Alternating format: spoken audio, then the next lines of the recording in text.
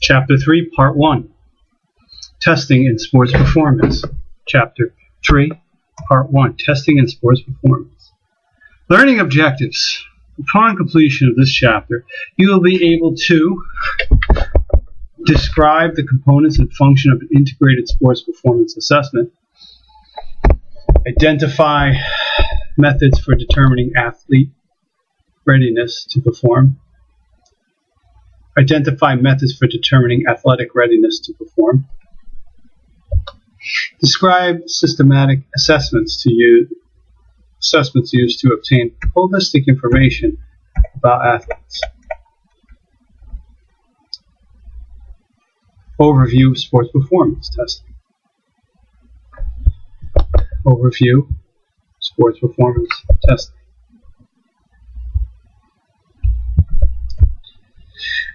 Designing an individualized sports performance program can only be properly accomplished with an understanding of an athlete's goals, needs, and abilities. This entails knowing what the athlete wants to gain from a training program, what the athlete needs from this program to successfully accomplish personal goals, and the athlete's structural and functional capability in performing the required tasks within an integrated program. The information necessary to create the right program for a specific individual or team comes through proper sports performance testing. Definition of sports performance testing. Sports performance testing is a systematic approach to problem solving that provides the sports performance professional with a basis for making educated decisions about exercise acute variable selection. A systematic schedule of assessments provides an ongoing source of information to modify training and progress an athlete through an integrated training program. Such assessments allow continuous monitoring of an athlete's needs, functional capabilities, and physiological effects of exercise, enabling the athlete to reach peak performance. It is important to understand that sports performance testing is not designed to diagnose any condition, but rather to observe each athlete's individual structural and functional status. Furthermore, the sports performance assessment presented by NASM is not intended to replace a medical examination. Athletes who exhibit extreme difficulty or pain with any observation or exercise should be referred to their personal physician or qualified healthcare provider to identify any underlying causes. Information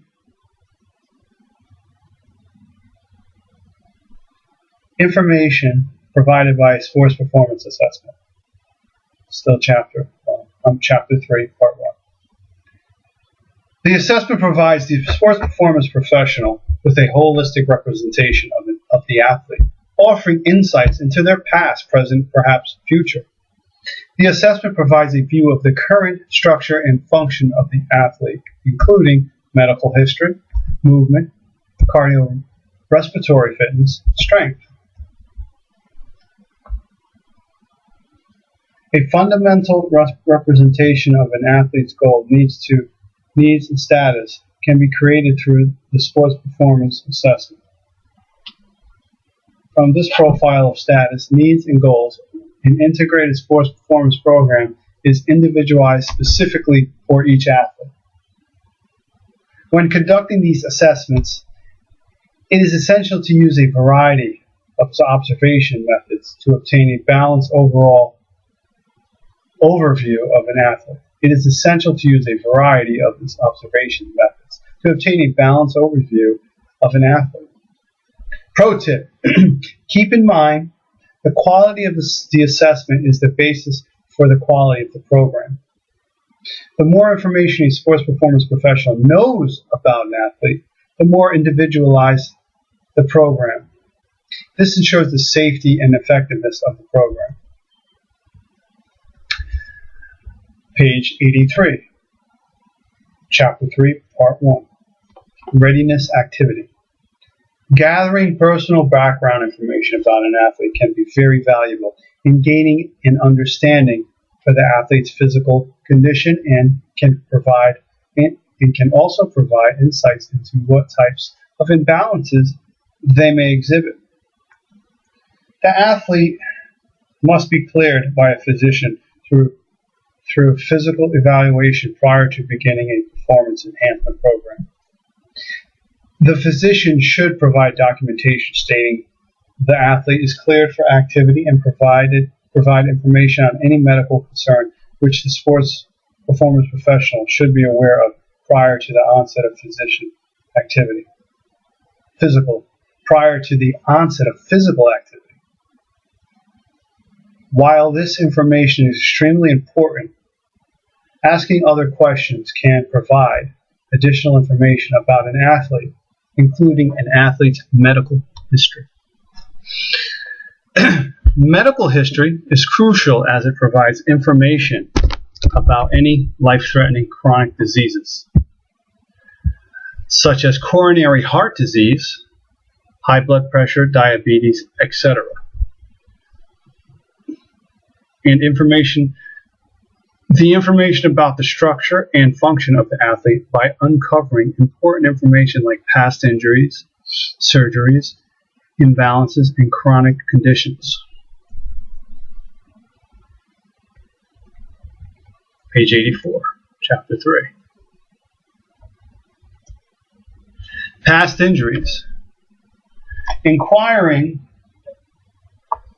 about an athlete's past injuries can illuminate possible dysfunctions and indicate future injuries. There is a vast array of research that has demonstrated past injuries affect the function of the human movement system. There is a vast array of research that has demonstrated past injuries affect the functioning of the human movement system.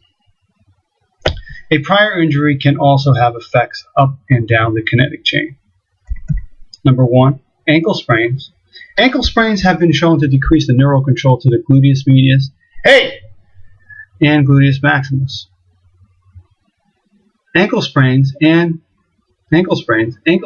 been shown to decrease the neural control to the gluteus medius and maximus muscles.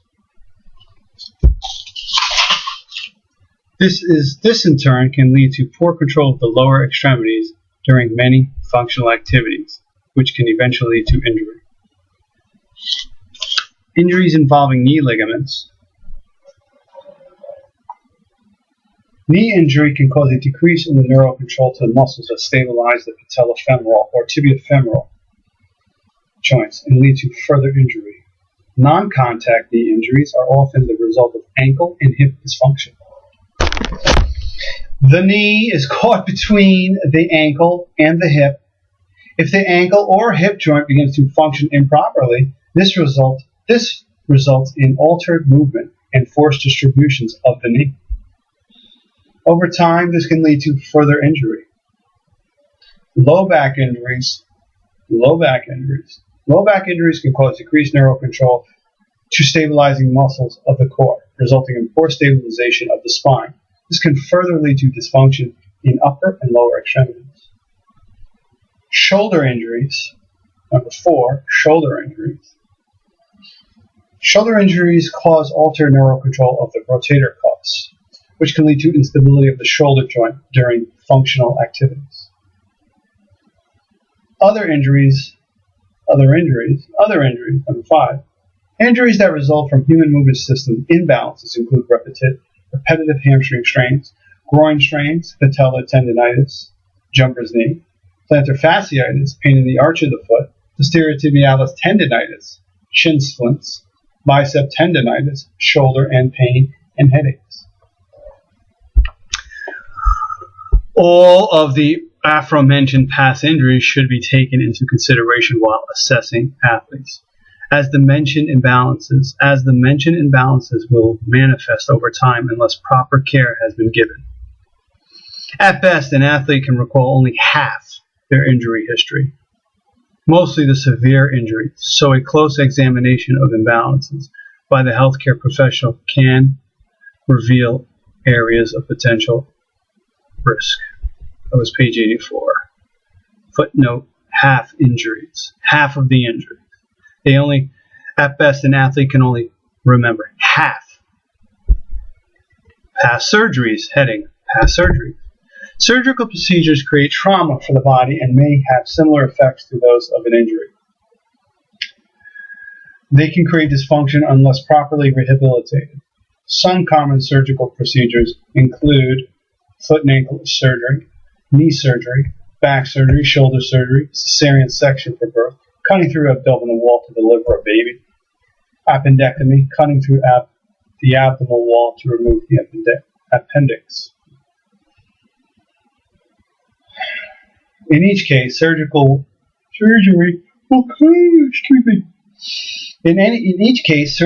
cause pain and inflammation that can alter neural control to the affected muscles and joints if not rehabilitated properly. Page 85, Chapter 3. Medications. Some athletes may be under the care of a medical professional and may be required to use medications. It is not the role of a sports performance professional to administer, prescribe, or educate on the use and effects of any of these medications. The purpose of this section is to briefly outline some of the primary classes of drugs and their possible physiological effects. The tables are merely intended to present a simplistic overview of medications. They are not intended to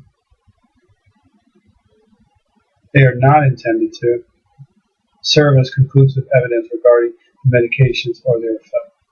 For more complete information regarding medications, contact a healthcare provider or refer to the PDR, Physician's Desk Practice. Common medications by classification. Medication, beta blockers, generally used as antihypertensive, high blood pressure, may also be prescribed for arrhythmias, irregular heart rate. That was beta blockers. Calcium channel blockers, generally prescribed for hypertension and angina, chest pain. Nitrates, generally prescribed for hypertension, congestive heart failure.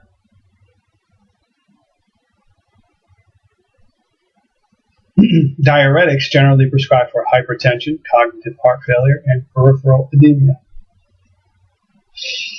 Bronchodilators, generally prescribed to correct or prevent bronchial smooth muscle constrictor in individuals with asthma and other pulmonary disease. Vasodilator, used in treatment of hypertension and congestive heart failure. Vasodilator. Antidepressants, used in treatment of various psychiatric and emotional disorders. Effects of medication on heart and blood. Beta blockers decrease heart rate and blood pressure. Calcium channel blockers increase or nothing or go down for heart rate. Calcium channel blockers also decrease blood pressure. Nitrates increase heart rate or stabilize. Nitrates also stabilize or decrease blood pressure. Diuretics keep things stable, heart rate stable. Diuretics, blood pressure down possibly. Bronchodilators, stable. Vasodilators increase the heart rate. Vasodilators decrease blood pressure. Antidepressants increase heart rate or stabilize heart rate.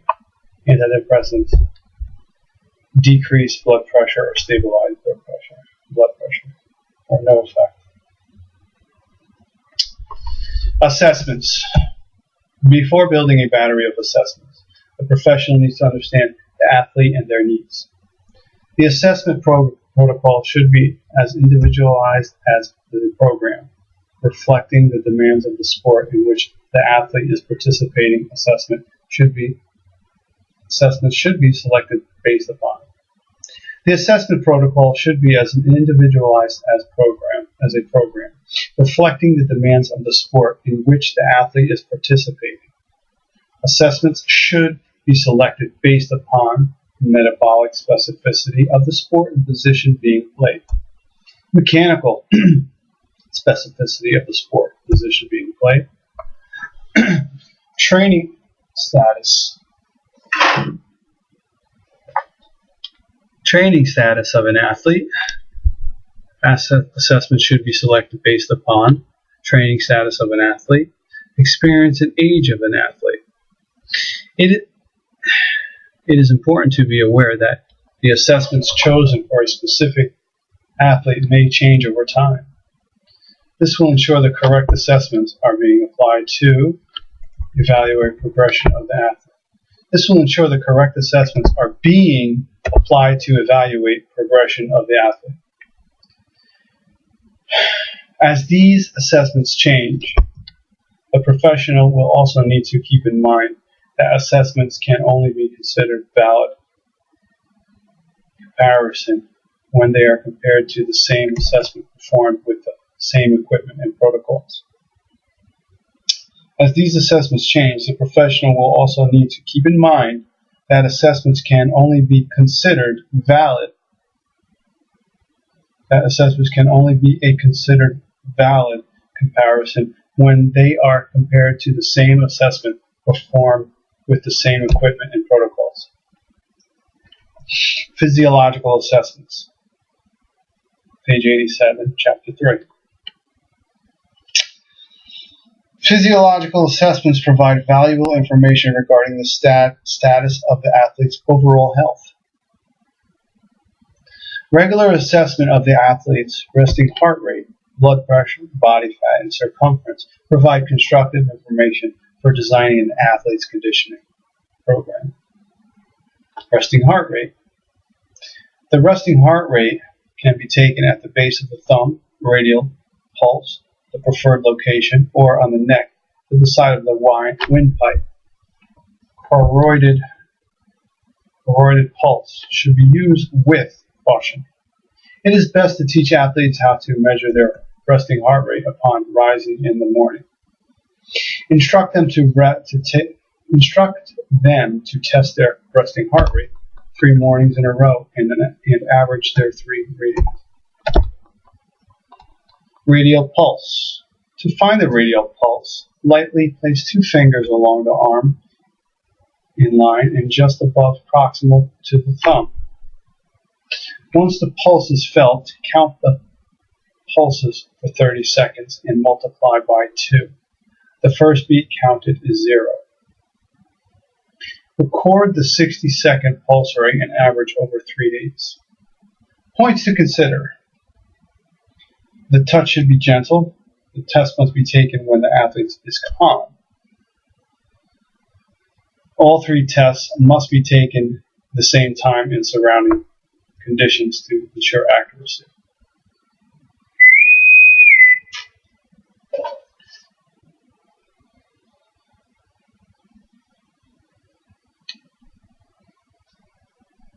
Resting heart rate can vary between an individual anywhere from the normal range 60 to 100 beats per minute. However, on average, the resting heart rate is 70 beats per minute for a man and 75 beats per minute for a woman. Resting pulse rates become lower as fitness improves, and impressively low pulse rates can be seen in endurance athletes. Having a stable assessment of resting heart rate may be helpful in monitoring training status. If the resting pulse rate continues to decline, it might be safe to assume fitness is improving. A steady climb of a resting heart rate may be indicative of overtraining syndrome. To find the corroided pulse, slightly place 2 fingers diagonally on the neck, just to the side of the larynx. Once the pulse is felt, count the pulse for 30 seconds and multiply it by 2. Record the 60-second pulse rate and average over 3 days. Points to consider. And record the 60-second pulse rate and average over 3 days. Points to consider. The touch should be gentle. Excessive pressure can decrease heart rate and blood pressure, leading to an inaccurate reading, possible dizziness, and fainting. The test must be taken when the athlete is calm. All three tests should be taken at the same time and surrounding conditions to ensure accuracy. Blood pressure.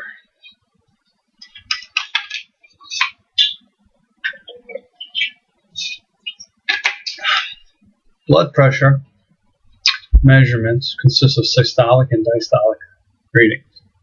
The systolic reading, top number, reflects the pressure produced by the heart as it pumps blood to the body. The systolic reading, top number, reflects the pressure produced by the heart as it pumps blood to the body. The systolic reading, top number, reflects the pressure produced by the heart as it pumps blood to the body. Systolic 2. Normal systolic pressure ranges from 120 millimeters of mercury to 130 millimeters of mercury. The diastolic blood pressure, lower number, signifies the minimum pressure within the arteries through a full cardiac cycle. The diastolic blood pressure, lower number, signifies the minimum pressure within the arteries through a full cardiac cycle. Normal diastolic pressure ranges from 80 to 85 millimeters. Blood pressure testing. Blood pressure is measured using a sphygmometer, which consists of an inflatable cuff, a pressure meter with an inflation bulb or valve, and a stethoscope. To record blood pressure, the athlete should be instructed to assume a comfortable seated position in a quiet location.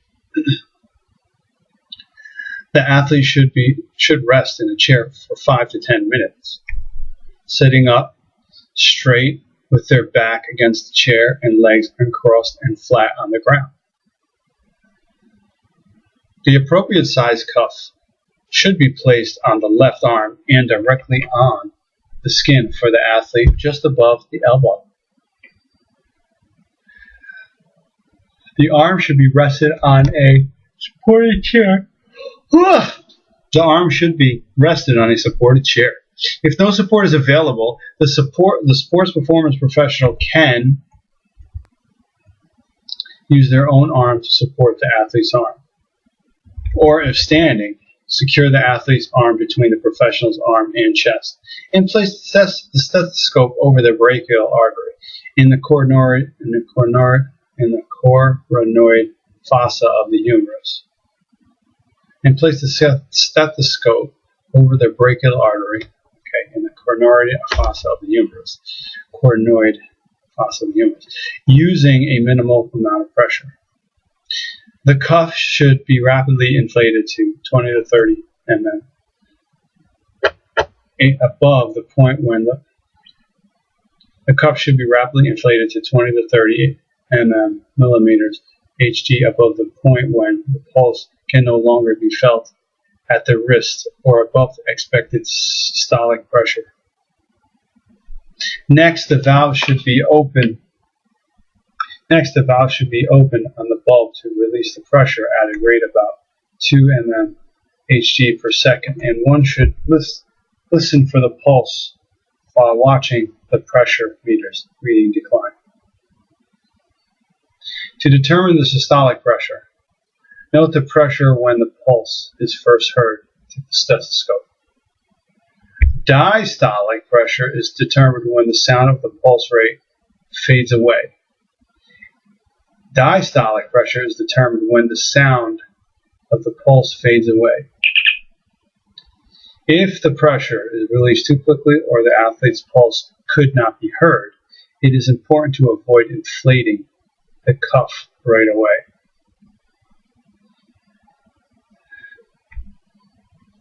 If the pressure is released too quickly or the athlete's pulse could not be heard, it is important to avoid inflating the cuff right away. The measurement should be repeated after 1 minute and started by reapplying the cuff. For greater reliability, the procedure can be repeated on the right arm. This procedure needs to be practiced to become proficient. In addition, there are standards regarding cuff size based on the subject's arm circumference. Athletes with larger arms need to be tested with wider cuff, and athletes with smaller arms need to be tested with narrower cuffs. Using the wrong size cuff will give inaccurate results. A true measure of a person's blood pressure is done by a healthcare professional. If a person's blood pressure seems high or is over 140/90, it suggests for them to see a personal healthcare provider. Body composition. Gathering body composition statistics about an athlete provides a measure of an athlete's starting point. Repeated measurements of body mass, skin fold thickness, and circumferences can be very motivating pieces of information for an athlete. Changes in athletes' body composition, decreasing body fat, increasing lean body mass, may also be required of their sport. Body fat measurements.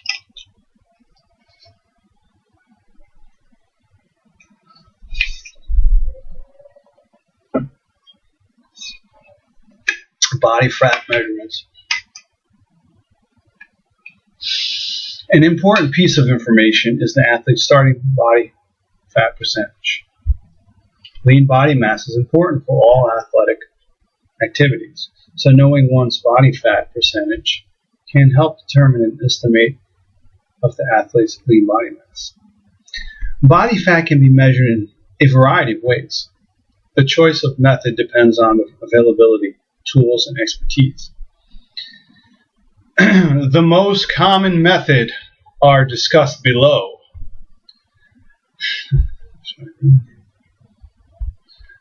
Number 1, skin fold calipers are used to measure the thickness of an athlete's subcutaneous fat, the fat beneath the skin, at specific anatomical sites.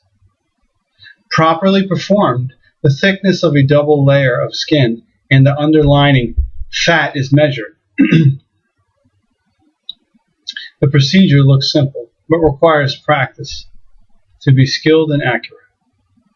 Taking a measurement by as little as an inch from the appropriate site can mean a 25% error of measurement. Taking a measurement by as little as an inch from the appropriate site can mean a 25% error of measurement. Bioelectric impedance uses a portable instrument. Bioelectrical impedance uses a portable instrument to conduct a minute minute electrical current through the body in order to measure fat. This method is based on the hypothesis that tissue high in water content conduct electrical currents with less resistance than those with little water, such as adipose tissue. As such, this method is highly sensitive to water content of the tissues and body. Readings should be taken before and after a workout to see how much results can change. The devices come with a very strict procedure to ensure a valid measurement is obtained. Underwater weighing is a method of determining the proportion of fat to lean tissue. The procedure compares the difference between dry land weight with underwater weight, correcting for air in the lungs and water density. Because lean tissue is denser than fat, the leaner person will weigh more underwater. They sink. Because lean tissue is denser than fat, the leaner person will weigh more underwater. They sink.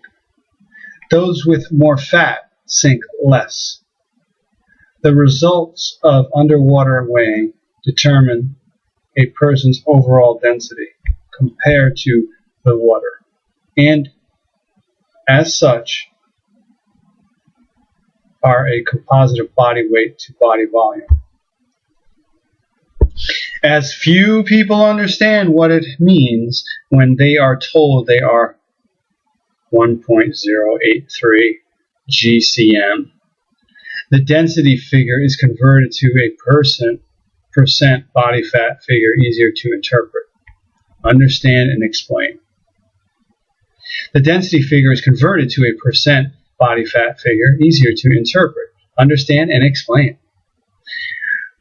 The process requires practice by the technician and the athlete. As many people are uncomfortable going underwater and being told to completely exhale and remain still for a few more seconds while the scale is read.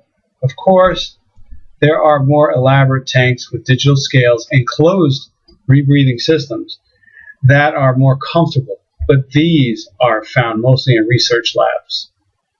For many, underwater weighing continues to be the gold standard of the body composition measurement.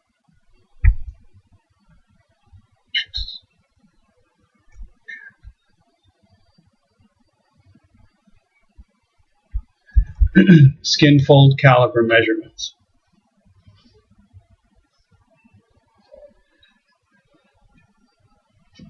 Most sports performance professionals do not have an exercise physiology laboratory at their disposal. So the skin fold caliper method will usually be the method of choice when assessing body composition. To make a measurement of good quality, one must be familiar with finding very specific anatomical landmarks, obsessive and somewhat ruthless about pinching the skin fold, and consistent in the pressure used when pinching the skin fold. The placement of the caliper. How far is the caliper in place from the fingers? How far is the caliper placed from the fingers pinching the skin? And the length of time calipers are left on the skin. All the while remembering to read the meter and then open the caliper when removing. Other factors also need to be consistent, like time of day, preferably before a workout, location on the skin, not through the clothes, and the chosen caliper. Not all calipers are equal. Consistency and obsession with technique are hallmarks of quality when using skin fold calipers. Part 1, Chapter